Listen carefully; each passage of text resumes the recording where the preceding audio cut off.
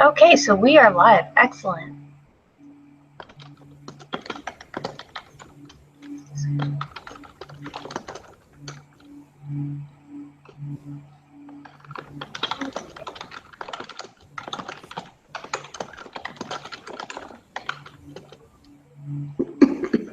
Hey, Samantha, just so I understand Google Hangouts better, because it's still pretty new to me. Yeah. When you said we're live, so before that we weren't recording, or No, we were not recording before that. Okay, so I guess I hadn't figured out how to put the group together without recording, because I think that's handy. Oh. I know that with a lot of the professors, whenever they record meetings and things like that, they usually start the recording after the opening prayer, which we can do in the future. But that's good to know. Thank you. Mm-hmm. You're welcome. Okay. Let's see. I have the case discussion prompt questions open. Let's see. And so far, basically, it's just saying that we've learned to evaluate the business model of startups. And for the case, we're going to be examining the business model decisions of a startup in a mature industry. As a group, begin by discussing the following questions. And these are essentially the questions we found in the prep assignment. The first question says, was the VC industry attractive for A16Z to enter in 2009? What was the competition like at that time? What was the typical fate of the new entrants in this industry? Why was this so? And what were the trends in VC fund performance during this time? Would anyone like to get us started on that one? Well, before we go into it, should we have an opening prayer and give an opportunity for a spiritual thought? Oh, yeah, of course. Sorry about that. That's all right. I'll go ahead and offer that. Okay. Our Father in heaven, we're grateful for the opportunity to meet together this morning. We pray that Thy Spirit may be with us as we discuss this case study, and as we go throughout our day today. We're grateful for Thy help as we continue our studies through BYU. We understand the importance of our education and look to be fed both spiritually and with our academics. We're thankful for our group members and for their sacrifice in getting together this morning. Pray that they will be blessed and their families will be blessed. And we say these things in the name of Jesus Christ. Amen. Amen. Amen.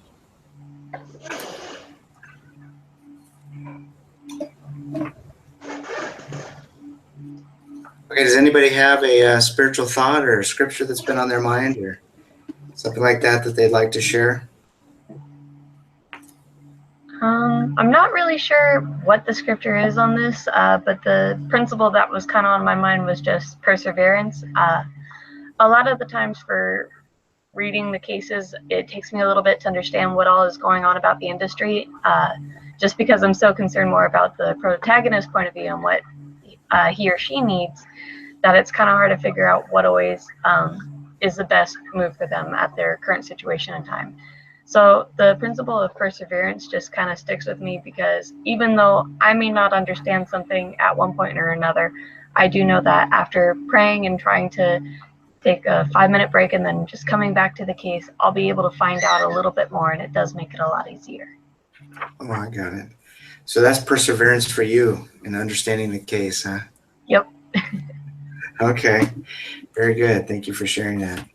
So to your question, or actually the question, was the industry attractive in 2009? I don't think it was all that attractive. I'm not an expert with venture capitalists. I haven't had a lot to do with them, so much of this was new to me. But so I'm just going to have to take the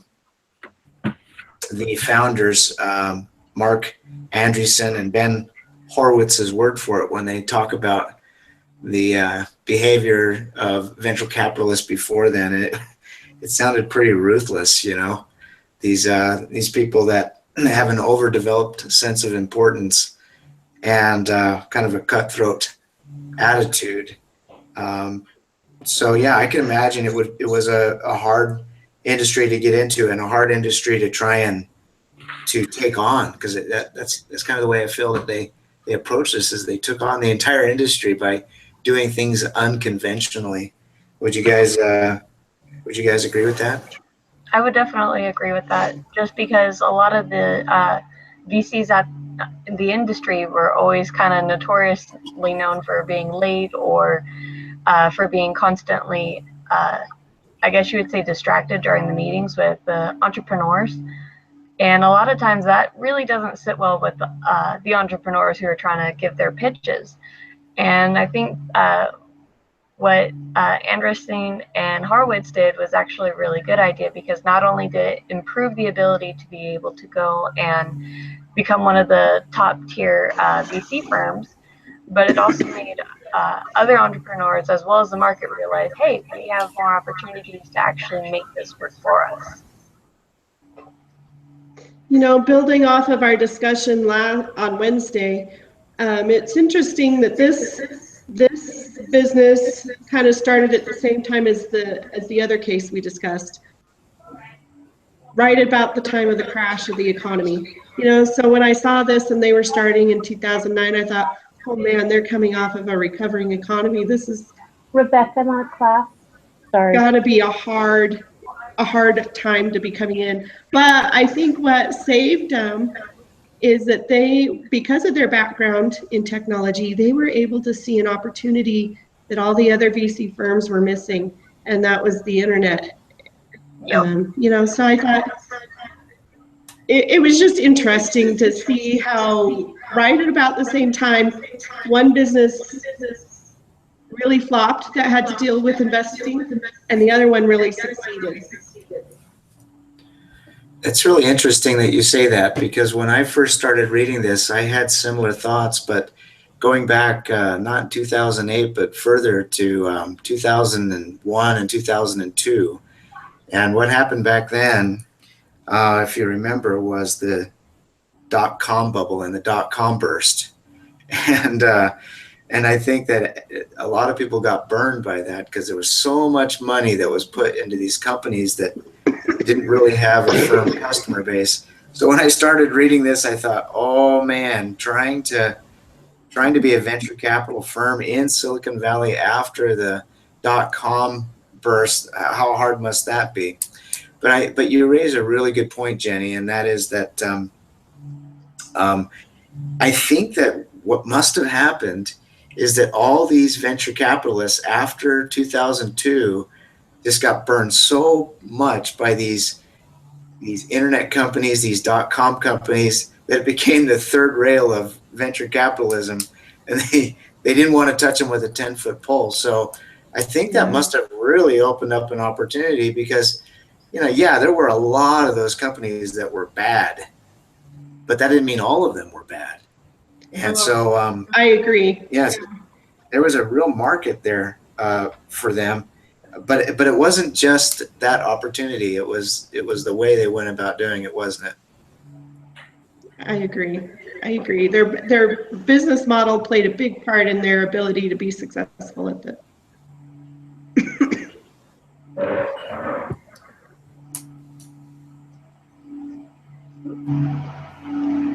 Was there anything else anyone would like to add for this part of the question? I see Shalise is trying to join, but I haven't really heard her yet. Hi, I'm right here. Oh, hi, Shalise. Yeah. Sorry. I'm here. I'm listening. I'll contribute. Sorry. Okay, no problem. Okay, so with that, I'm gonna go ahead and read out the next prompt it gives us. It says, with all the entrenched incumbents and catch-22s, what silver lining did A16Z see? How did they plan to succeed in this difficult environment?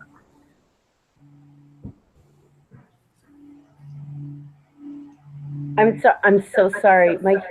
This is a little hard time. My kids aren't off till 7:30 my time. Could you repeat that question one more time? Of course. It says, with all the entrenched incumbents and catch-22s, what silver lining did A16Z see? How did they plan to succeed in this difficult environment?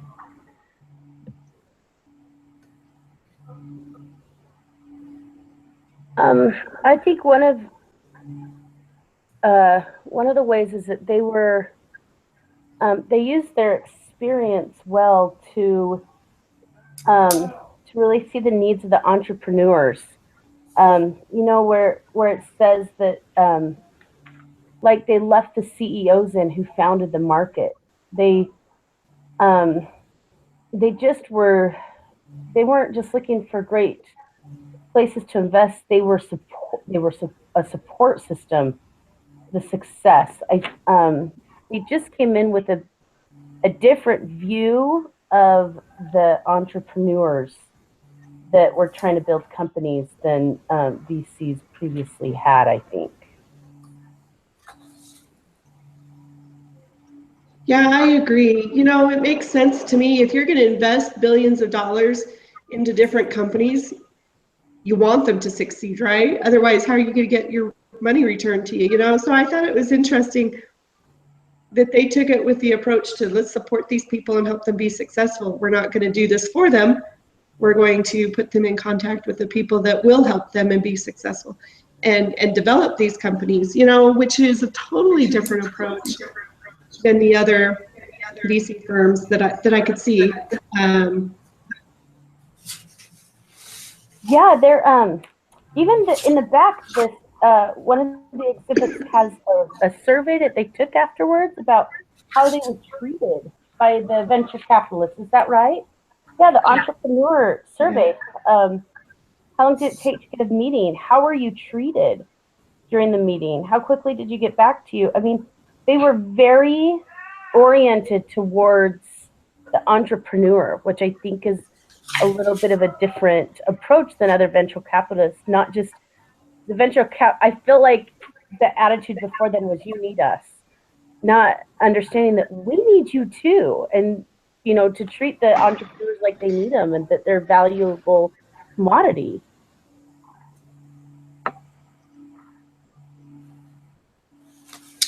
Yeah, I fully agree with that. I thought that was very well stated for both of you.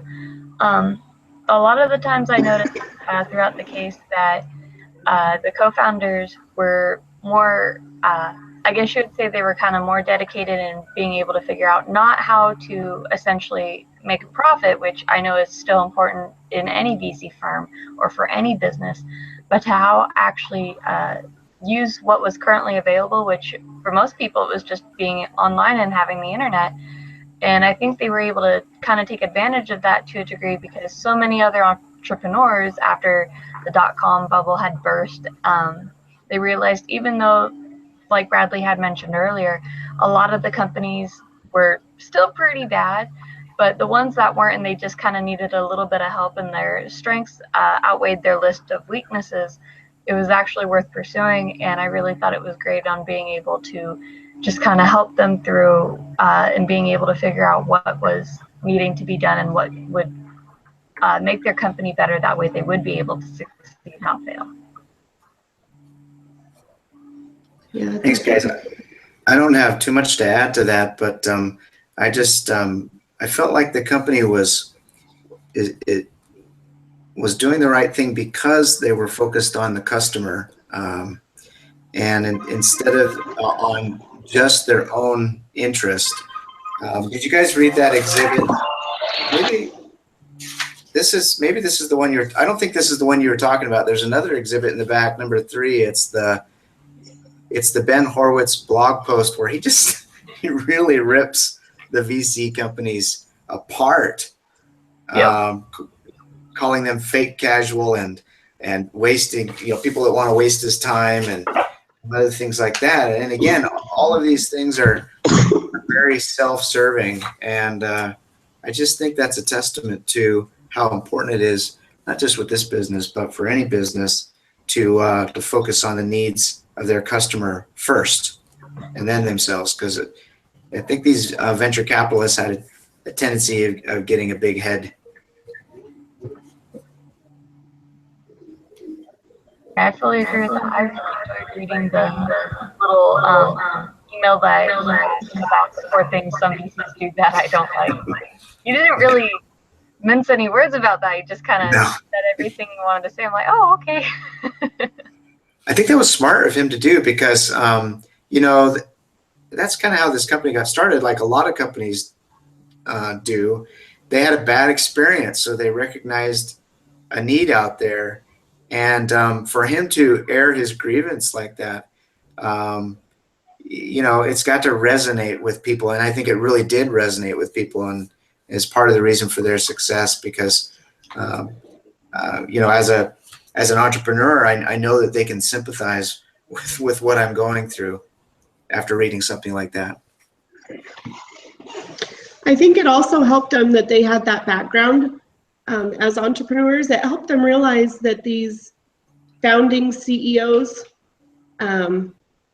they have more invested in this. They will work harder for that business than any other professional CEO. You know what I mean? There's more. It's more a part of them. So I think in the long run, if you can train them and help them and develop them, they're going to be a lot more effective than somebody who comes in and just sees it as another business and it's just another job. And you know, there's a lot of emotional investment in there. That was my thought too, Jenny, that their passion for this company, it's their baby. They're passionate about making it grow. They're invested emotionally, not just monetarily, in this company succeeding. And so to leave them in, if they want to stay in, really, I think is a great move. There's a risk there though too. There's a big risk because I'm finding I'm a bookkeeper and I keep books for lots of different kinds of businesses, lots of different types of businesses, different industries. And what I see is that there are a lot of people who know their industry very well, but are very poor at business. It's very rare that you find somebody who knows their industry and the business know-how together. Now, the people who know the industry really well, they'll do okay, but it's the people who know both are very successful. And so, you know, it's kind of that catch-22. These co-founders might be really good at what they do, but there is a risk that they're never going to get the business end of this, you know?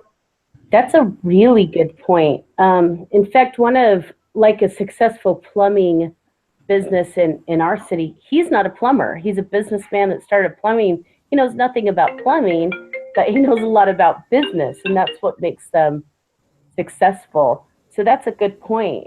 They might be passionate about their product, but have no business training or even really. I still think it's a good idea. It's just a little bit riskier. Yeah. You would hope that their passion for their company and seeing it succeed would drive them to learn whatever skills it is they need. That, you know, that's what the hope is. But yeah, but we've seen in case studies that that's not always there. Even the last one where he did everything backwards, he had a good idea. He just didn't have the knowledge or understanding of how to do a startup. I think that passion that you guys are talking about, and also knowledge of the industry, is exactly what made these guys so successful. Remember all the things that they did in building the organization, so that upside down pyramid, and they tried to do things as a group, so that each team member could be happy for the other team member's success. I think that, I mean, all these things were done extremely deliberately, because it's just the opposite of what some of the other VC companies are doing. On the very last, on page 14, the last page of the case study, one of the statements he says is, "I worry more about the inside problems than the outside threats." So the focus is definitely on the culture of the company. And, you know, I'll I will probably reference this again as we talk more about what this company should do, because that's such a huge part of the group. I think we have to take that into consideration as we think about how they should grow or whether they should grow, and the big questions that are at hand here.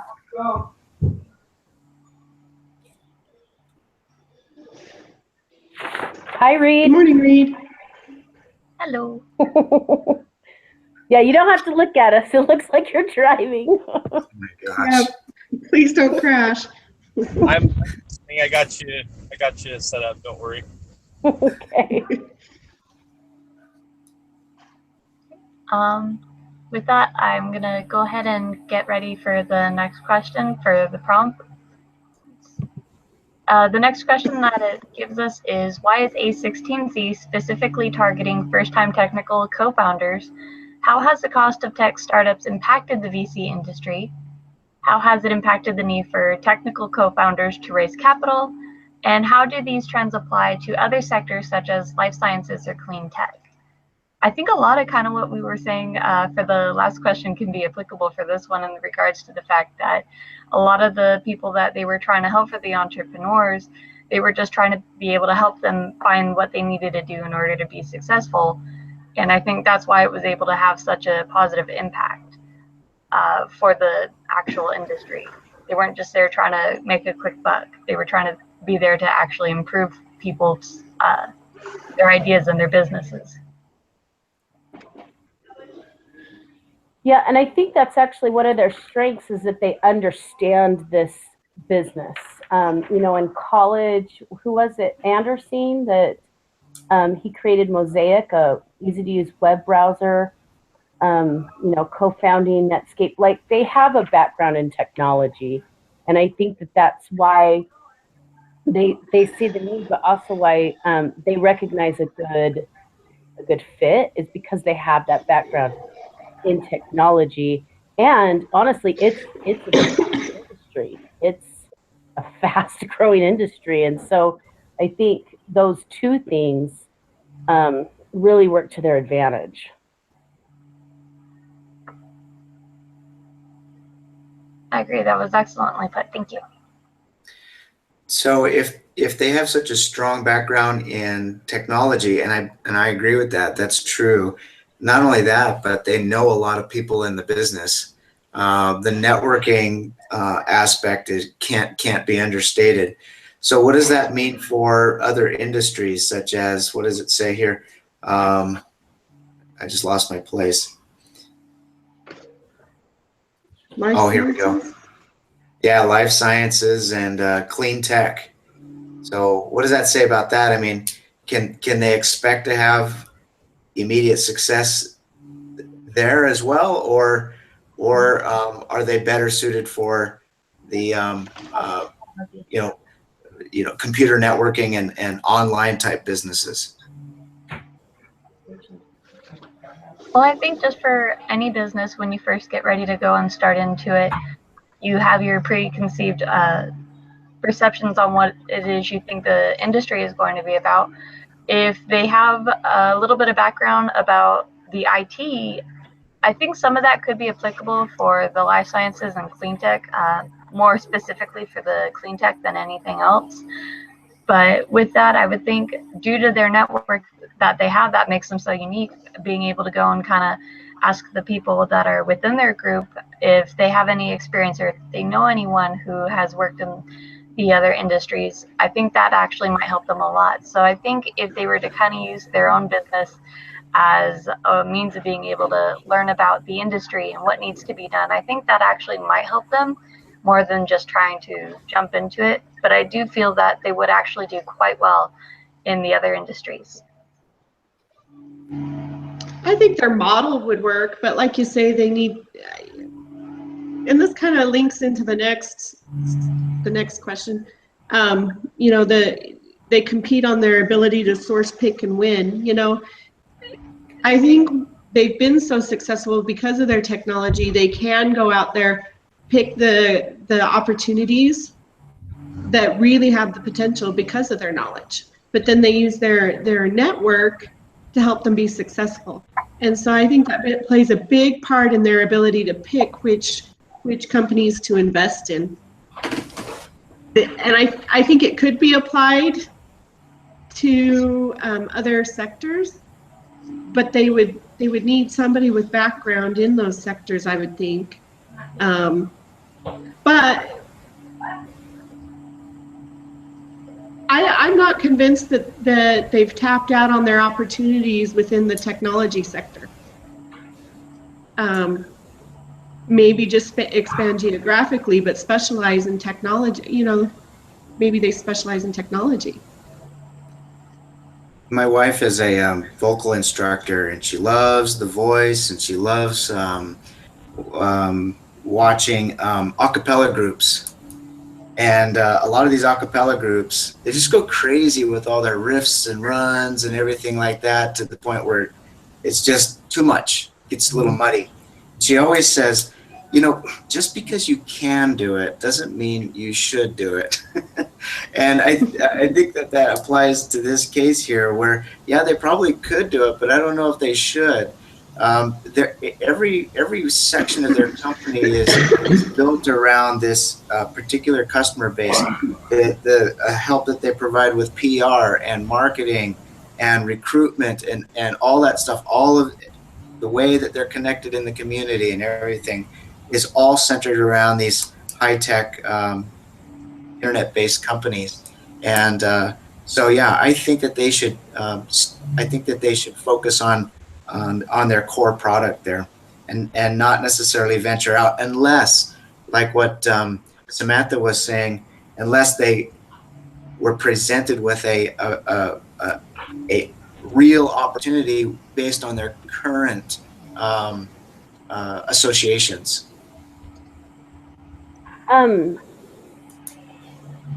Gosh, everyone has good points. Before I weigh in, Reed, do you want a chance to weigh in? Yeah, I would actually just tag along with that I agree. I think you see a lot of companies fail very early in the middle of when they launch because they feel like they have to get it out. And it seems like the companies that set a good foundation and root themselves and maintain some control of their segment are the ones that just like you're saying, focus on the core things that got them there. What was the main idea? What was the focus? What was the main product? I look at, Google Hangouts right now, but look at all the things. They're a big company. They have a little bit more room for error as far as venturing out and trying things. But how many apps or things have they tried, for example, where they failed and they scrap it and they start over with something else? A smaller company or a mid-level company, depending where you're at or where your money is, you have room for venturing. You have the size, but if you don't have the size, there's only so far you can go. I guess that's what I was just going to share. Good point. Yeah, Reed, you make a really good point. I think my instinct always I like to build things and better things and make it grow. And so you make a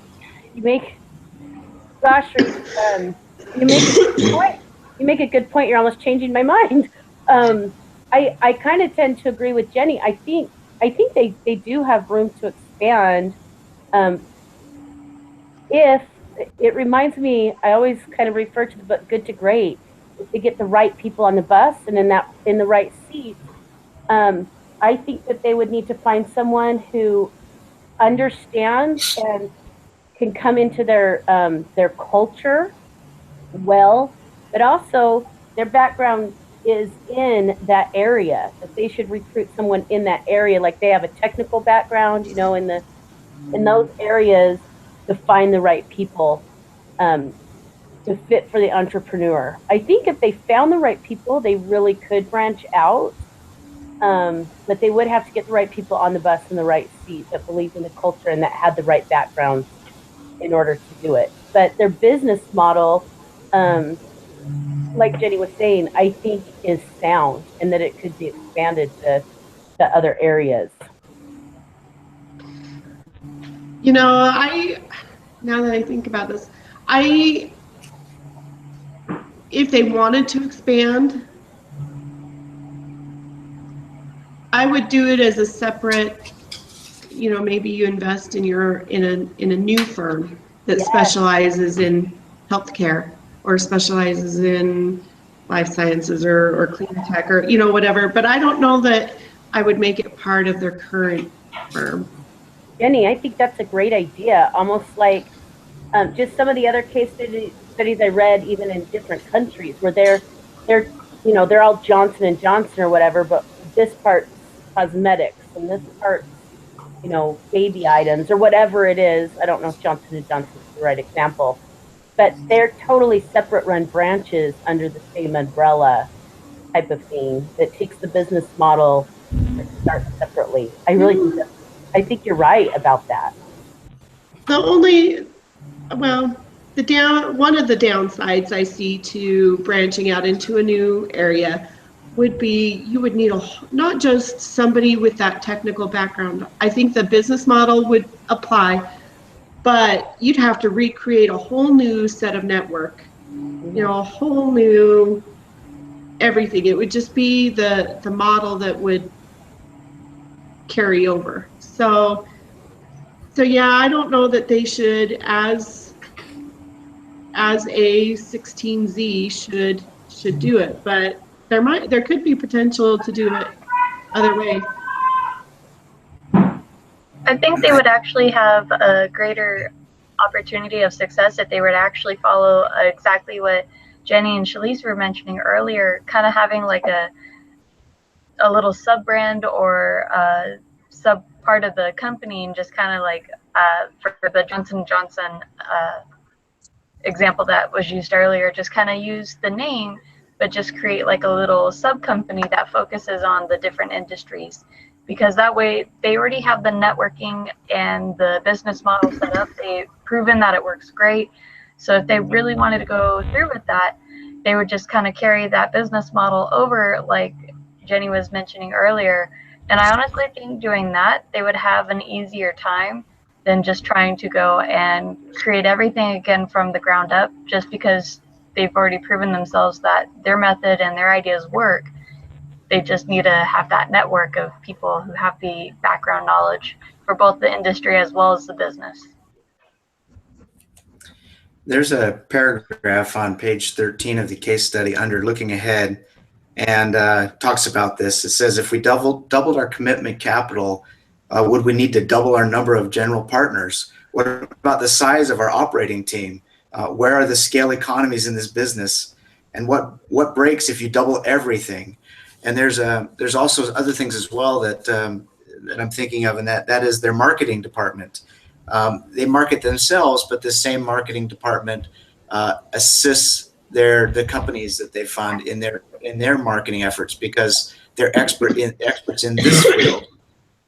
If you branched out, you would have to bring in people that understood the marketing or of other fields. So the only way I could see that it would work well is if we took the founders and maybe they created some type of a board of directors, and then had these companies kind of influenced by this board of directors, and you'd have to try and copy the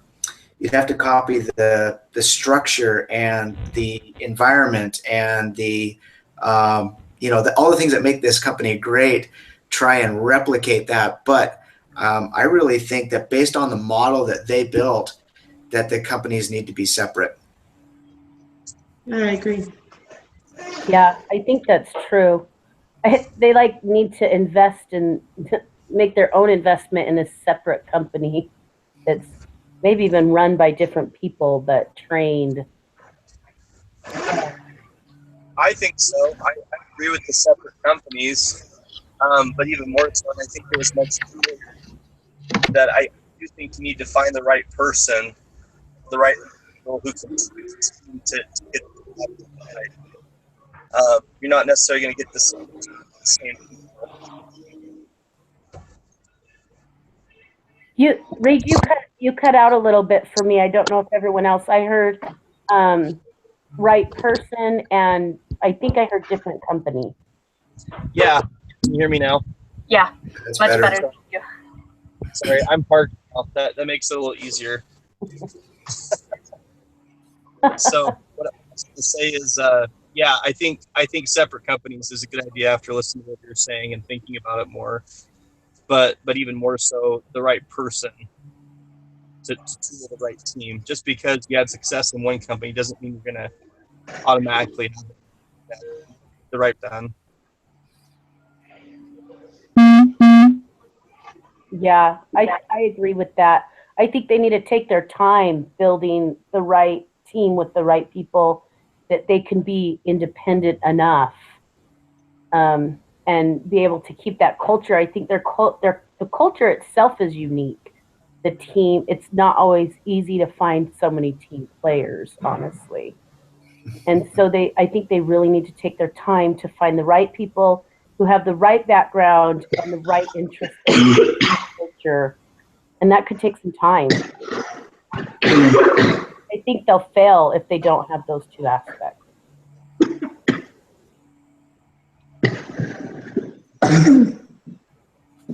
Jenny, I'm sorry you're still coughing. That's the worst.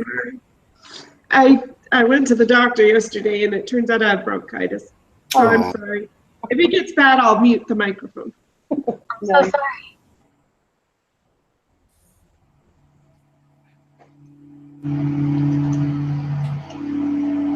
Okay, I think we basically just kind of really went through and answered that one last question. The next prompt it gives us is, what choices do technical founders have for financing that they didn't have a decade before? I think a lot of it was just, in short, having the other people that are in the industry, such as the networking, as well as all the people that have been CEOs, and for the startups, they have that experience as well as the background knowledge to kind of help them. And I think also a lot of it would be the amount of people that are actually on the internet for the information technology or the IT. There's so many people that are online nowadays that being able to create businesses like Twitter, Facebook, Groupon, it's a lot easier now to a degree than it was back then. And being able to kind of have so many people together within this industry willing and able to like try and help those starting companies out, I think that actually makes a big difference compared to what it was like years ago when we had the dot-com bubble burst and everyone had no idea who was going to do well or who was going to fail, and it was basically just a chaotic mess. That's a really good point, Samantha. Thank you. I think that one of the ways that they changed the business for these entrepreneurs is that they made it more accessible. Remember the comment about how companies would go to venture capitalists and the VC companies would say, "Okay, great. Now when are you going to hire a real CEO?" And I've actually seen that in my past experience as well. Working for, I actually worked in the San Francisco Bay Area during 1999 to 2001, during that whole all that excitement, and I saw CEOs get replaced just because it looked better on paper, and it was a big mistake then, and I think it's a big mistake now. I mean, if a company is what a company is, and if it's a good company, then let it be a good company. And so I think that would be very appealing to a lot of the CEOs out there before they go and get venture capitalists. Well, who's going to try and replace me, and who's going to support me and my vision and where I want to take this company? And that's what these guys have done really well in marketing themselves to these CEOs, and that's a lot of the value that they bring. And that's, I guess, the other point is just that they have a lot of value adds that weren't there before. In fact, they even changed the industry. A couple of years after they started doing these things, they saw other VC companies following along because they couldn't compete with this. Another thing that was making it hard to compete was the crowdfunding, right? People going to the internet and getting all their funding from people like you and me, right? And so with that kind of competition, these VC companies need something more to give. And I think they did a fantastic job doing that. And I think that's why they were successful. I would agree with that. I think there are opportunities now that they can do arise from the fact that they've built a reputation for themselves. They don't have to prove or sell themselves anymore. They're, when a company has a good reputation and you've worked with them before, you seek them out again, and that just expands their opportunities. And they've built that for themselves. Right, I agree with everything that has been shared so far. It's all perfect, actually. Jenny or Reed, do you guys want to weigh in? You don't have to. I tend to talk a lot, so I was trying to make sure. No, I agree with everything that was said. I have seen that in previous work experiences too. You work places and all of a sudden someone gets uprooted that was very important factor in building something, and they get just uprooted because of why? for appearance, somebody that their resume looked longer for whatever reason, and they drive the company into the ground for whatever reasons. But yeah. I know, I agree with you too. I think that part of their ability to be so successful is they found that niche in helping these CEOs become successful. However, I've seen people who start up companies and then they want your money, but they don't want your input on how to run the company. Yeah. You know what I mean? They want to do it their way because they know best. And I think that's the dangerous investment. I think it's the people who come in and say, look, I realize I've taken it as far as I can on my own. If we partner up, we use your money, but they have to be willing for input. They have to be willing to be open to different ideas and how to, new concepts, new ways to grow. Otherwise, I don't know that it would be a very good investment. So that's part of, I think, how they should pick who they're going to invest in. Is this a team player that's going to be part of this growing and networking, or if they just want the money and do their own thing, then that could be dangerous. So I totally agree with that. I feel like part of the criteria is not just, is this a good idea that is going to be successful, but part of the criteria is this a person that we can work with? That's part of the criteria is the CEO able to grow and listen and learn and, be, again, from the good to great, be a level 5 leader that learns and asks questions and sees their mistakes and is able to pivot and all of that kind of stuff. That's criteria just as much as a good product, because a good product can be run to the ground. well, and that's part of why you have a board, right? In some business models, so that they can keep a CEO in check and make sure he's got everyone's interests in mind. Yeah. It's kind of a balancing act, isn't it? Because this is addressed in the case study where he says, look, I didn't want a company where you just go in and change everything and run everything for the companies. We wanted to give them the resources they needed to succeed, but not to be, big brother in all things. And so while what you guys said is very important, they don't want to become the other VCs out there that are swapping out CEOs and telling them how to run their business and making everything worse. So yeah, it's a fine line. It's a give and take there, I think.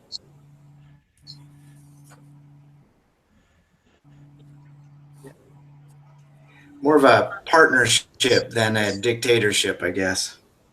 Yeah. Has anyone worked for a small business that's been set up in such a way where there's checks and balances? I'm just curious. I'm just throwing it out there because I've worked for two and I had two different experiences with it where somebody was actually the president, somebody was the actual treasurer of the company per se, that ran the finances, but they all had ownership vested, and it was kind of interesting to see how they kept each other in check. I know that's a little bit different than what we're talking about, but I thought it had some pertinence. Yeah, that's actually a good question. What did you see that worked or didn't work in that kind of business model? So one company I worked for that was actually a pretty like small business, but on the verge of getting big, I guess that's a good way. There was a lot of money. That company made a lot of money, and it was amazing to see how resources were spent. But it was interesting because the person who was the president had a lot of ideas that were out there, outlier ideas. Let's grow, let's expand, let's take over the world, type of stuff. That were the vice president of the company, the person who ran the finances, that would kind of reel that in to reality and go, you can do these things realistically within this period of time. Yeah. If to do those things. But then it came down to a vote. They would vote on it, honestly, and just say, are we going to do it or not going to do it? Yeah. And they'd weigh the pros and cons, they'd vote on it, and they'd go for it. And most of the time it worked, believe it or not. Which amazed me. I thought the president was kind of kooky, but that's just me. What? You have to be a little kooky to be an entrepreneur, I think. I worked for a company recently that had, and this was a little bit new for me, but we had a CEO and then we also had a president. Okay. And I think the reason they set it up that way is so they didn't have to necessarily report to each other, where one didn't have power over the other. So I never had the opportunity of being in a meeting with those guys and the other executive officers, but I can imagine sometimes it got very interesting. I can tell you at one point that the CEO had this idea for this huge initiative. It's going to be costly, but it was going to get us into this new market space and everything else. And so we did it. And they worked on it for about 2 years, and they made a lot of progress. And then they assessed it, and they said, well, it's not making us the money we need. We need to go back and focus our development efforts on the core product. So they scrapped it, and they went back to the core product. So he definitely had a lot of say so. I don't know if that whole exercise was worth doing, but he had the authority to at least try it. So they were willing to try it. But then when everyone saw that it just wasn't working, they were all in agreement that they should just scrap it. So that's how they handled it. Rita, it's interesting you asked that question because I work as an assistant to two different board of directors. And one board of directors has a very, very, not detailed, but very clear, concise set of bylaws and rules. And everybody has their responsibility and there's accountability. The other board, their bylaws are vague, and the first board that's very efficient and works well, they limit the amount of voting power any one person has, so that it kind of equals and it's more group oriented and decision based. The other board, they didn't put caps on voting power. So there are some board members who have more voting power because of the shares they own. And that has morphed more, even though they have bylaws, it has morphed more into a dictatorship. Because that one board member can swing a vote no matter what. You know what I mean? And so it's just interesting to see. But I think it's the accountability, the ability to discuss and then have accountability for your, whatever it is you are over, that helps them be successful. And I fully agree with that. That's an excellent point you brought up. Unfortunately, I've never worked for a small company like that. But I do know someone that has, and the way it's worked for them It's actually my boyfriend's business. His parents, or his father, and two other gentlemen, they are running a company that they all started, and it's interesting because they each have the same amount of, I guess you could say, share ownership or veto power. So whenever they need to go and they make a decision, they kind of go and they'll do their homework first about it, about what they think is the best idea and why it's the best idea. And then when they're kind of discussing what routes they should take, they go and they lay everything out on the table. And it's a really good business model for them, only because they're all really good friends. They don't want to hurt anyone, and they can actually go and kind of hash it out and be able to explain, okay, which reason is the best that we should take and why. So it makes it a really good business model, I feel, because you're allowed to learn from others. You're allowed to kind of grow in a community-based setting to a degree within your own company. If you guys ever want to really complicate things, be co-owners of a business with your spouse. My wife and I agree with you.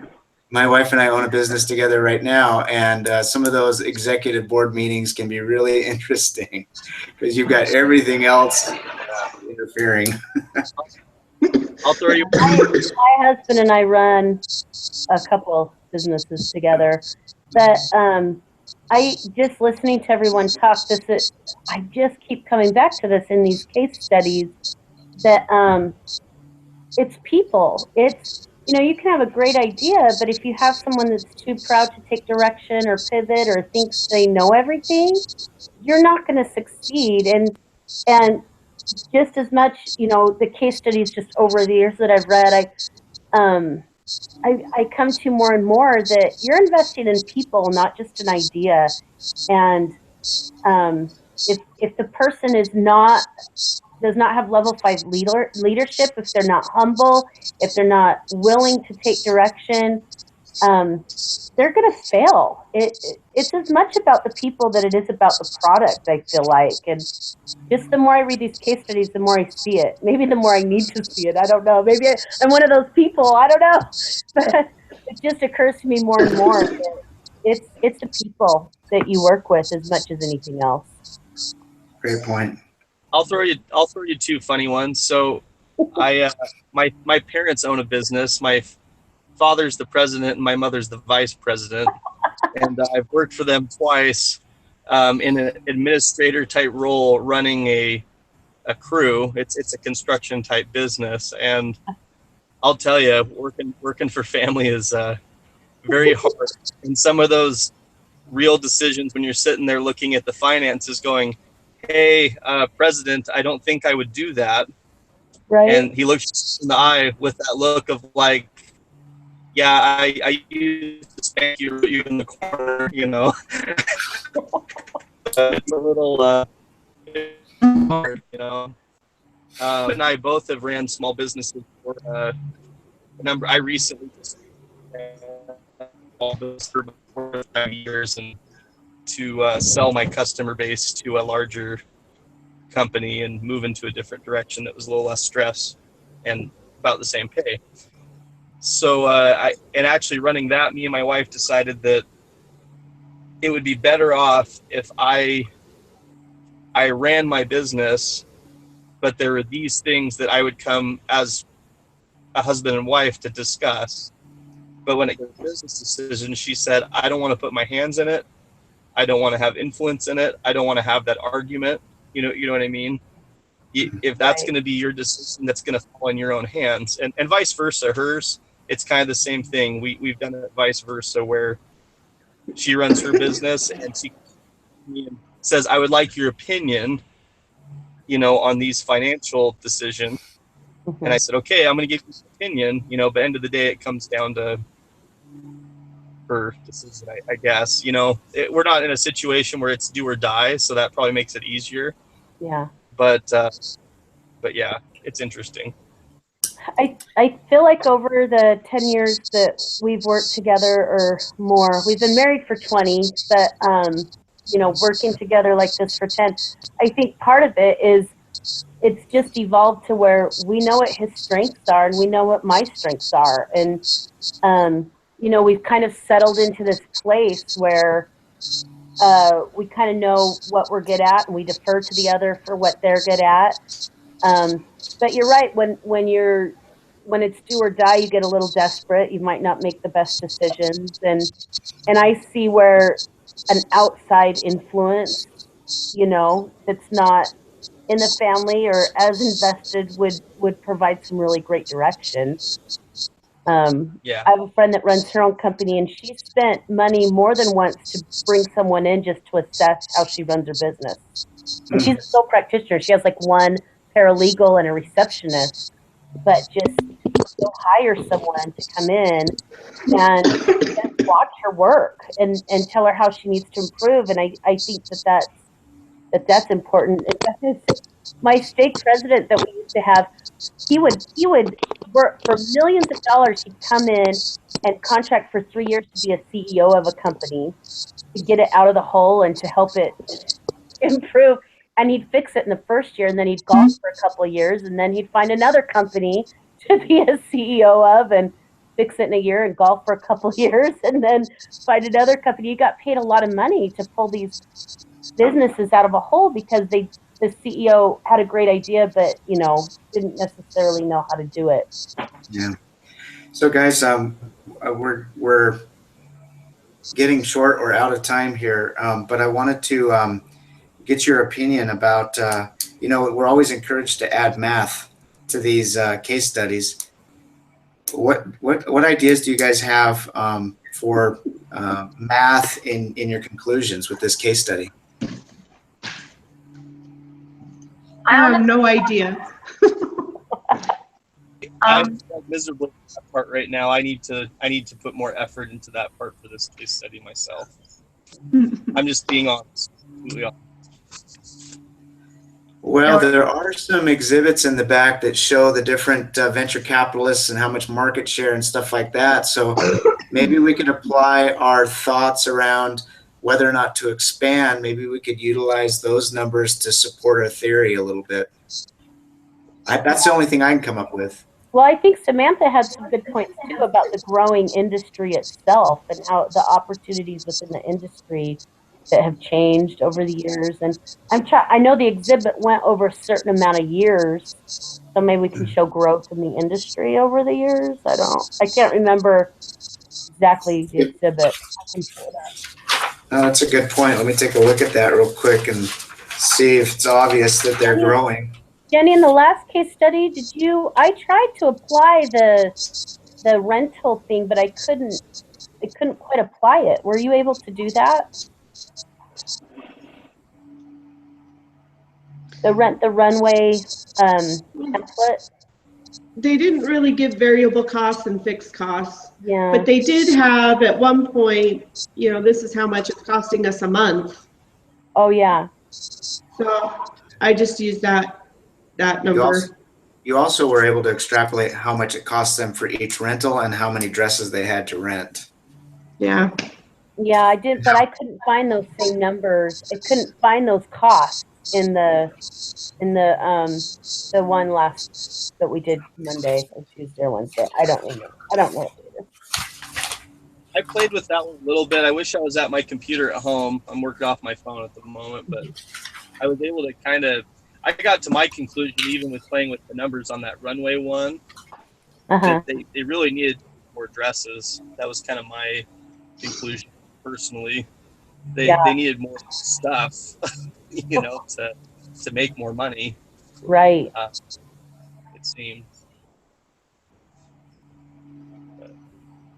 One thing I would like to add for this case, if that's okay, just on a recommendation from what I was able to come across throughout the case is, if I had to choose between the two options of either growing geographically and including other cities, or going and focusing on different sectors within the startup market, I would honestly go more for kind of diversifying in the area of including other fields such as the clean tech and other sources on that, only because I know in the past the biotech and the other firm or the other industries weren't really compatible with A16Z's business at that point, only because they were kind of starting out. The market itself hadn't really figured out what it was doing to a degree. It was just in the early stages. And now that it's actually been able to mature a little bit, I've noticed that they've kind of had an increase in being able to, I guess you could kind of say, grow and get more stable. And a lot of the other sources on that, or the other spectrums, I guess you could say, they've come a long way from where they were in the beginning. And I think being able to go and focus on those aspects would actually be better than trying to grow geographically, only because one of the main reasons behind why A16Z was so great at what it was doing is it had a great communication network going on. And then if they were to try and go and focus in other locations, it would only, I think, be that much more difficult, because not only is that more people you would have to train, but it's also more people you would have to communicate with, and being able to go and create the same model that they have going on in Silicon Valley and just doing that somewhere else. And a lot of the times when you go and do that, it can seem like a good idea. And I don't think it would be impossible to do.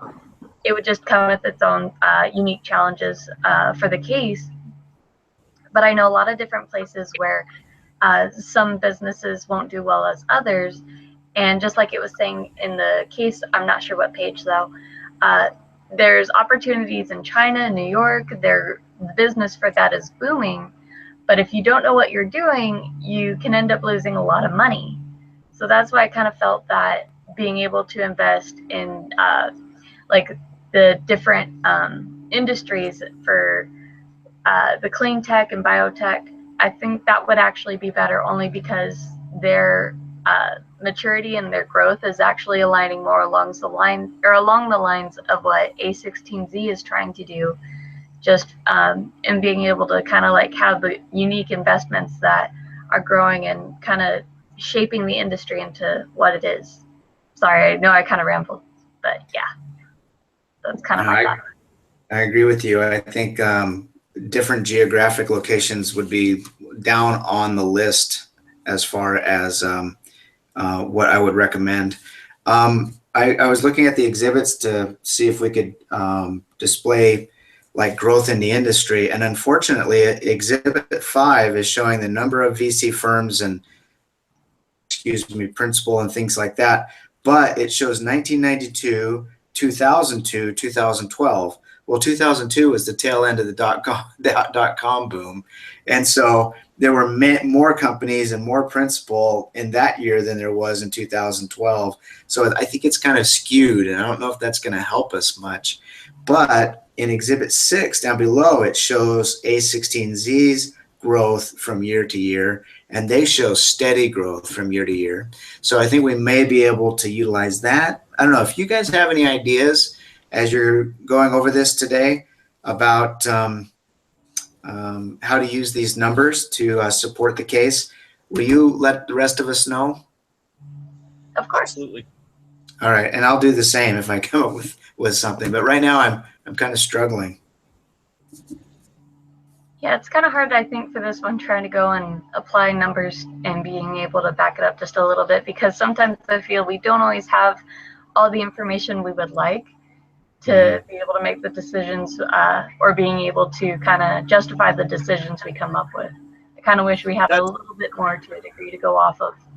That's my only beef with case studies so far with online school, is that sometimes I feel like I get dealt instead of 10. You know what I mean?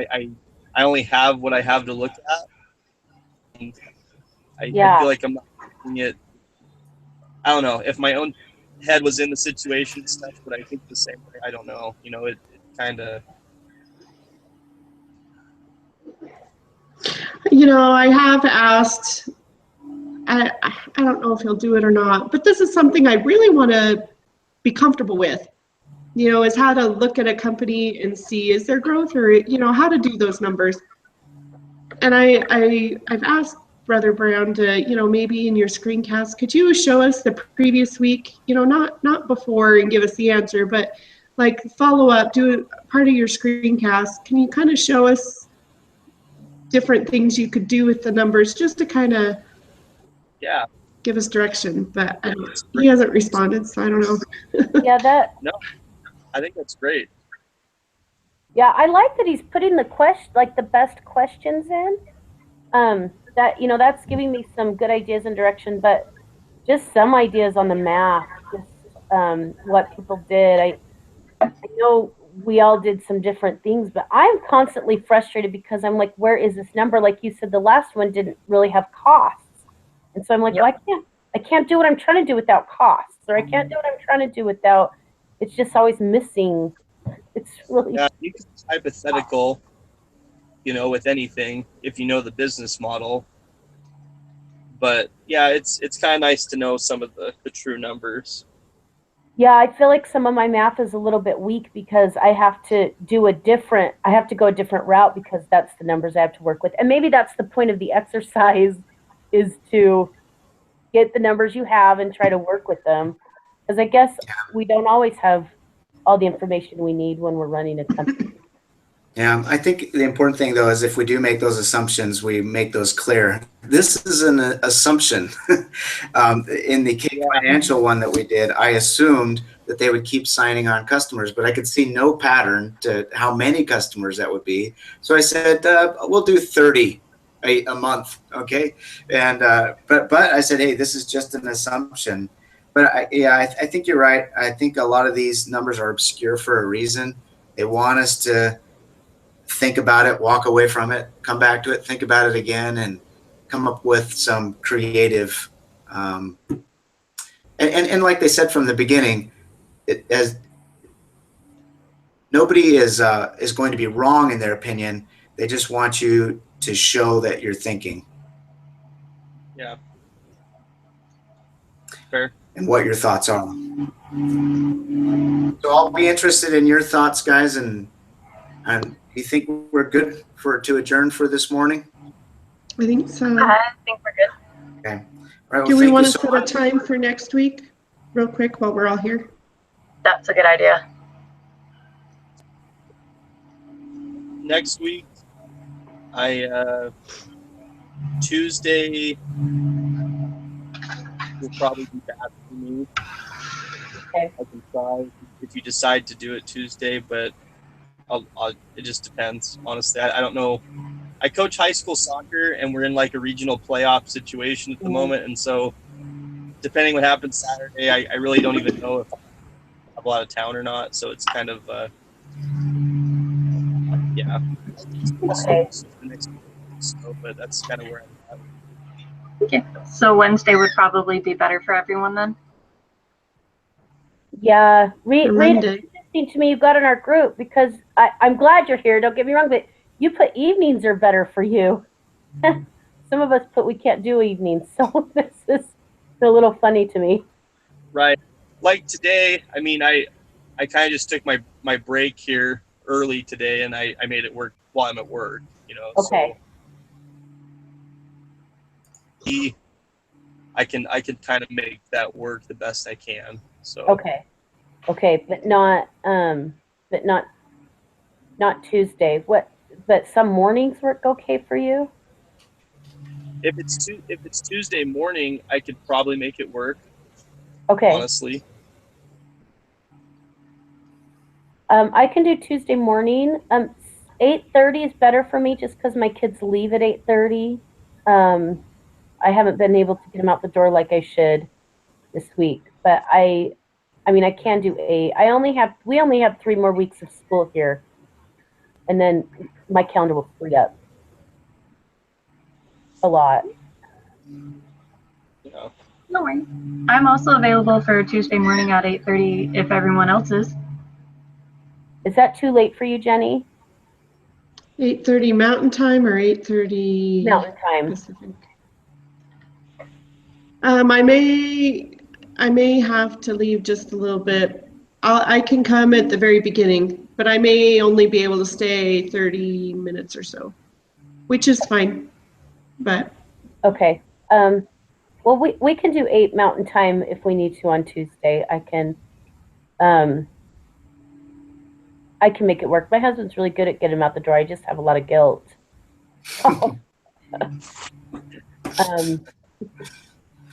Okay. Does 8 work better then for everyone? 8 Mountain Time, 7 Pacific? Yeah, I can do that. Okay. What about you, Reed? I can try to make it work. I mean, yeah, it's kind of hit or miss. I'll make it work. Okay. Sorry, Reed. I start work at 8 a.m. and so it's kind of, you know, it depends on how it goes. We'll see. Yeah. It's too bad you're not still working for your dad. Oh, that would be worse. I'd probably start at 4 a.m. Oh no. Oh no. I was putting in 12 to 14-hour days working for the family. Oh man. Now working 8 hours. So Right. Right. we'll see Is after Reed, what time do you get off? Oh, you can't do Tuesday in the afternoon at all because of coaching soccer. Well, yeah, it just depends. We might be traveling on Tuesday. So if Okay. we travel on Tuesday, I'll probably be traveling after our meeting time, so it'll be okay. Okay. Unless you want to talk to me when I'm on a bus with 25 ornery teenage boys. I don't think you do. Teenagers don't scare me. I'm not gonna lie. Well, is Monday or Wednesday better for you, Reed? What's that? Is Monday or Wednesday better for you? Or It'll does that matter? If it's going to be a morning meeting, it'll probably be fine either way. So it'll be okay. Okay. Okay. Okay. No. Thanks for being patient with me so far. It's really nice of you to try to wishy-washy. It's not my normal thing. It's just a weird time of year Yeah, I feel bad. You have for to. me. When you said evenings were available and you're having to make mornings work, you're a good sport. Yeah, it's kind of messed. Yeah, I have a weird schedule right now. It's really out of control. I'm the elders quorum president in my ward too, and so I have a weird schedule. We'll just say that. Yeah. Wow. I have After, this week, so we'll see oh how my that goes. gosh.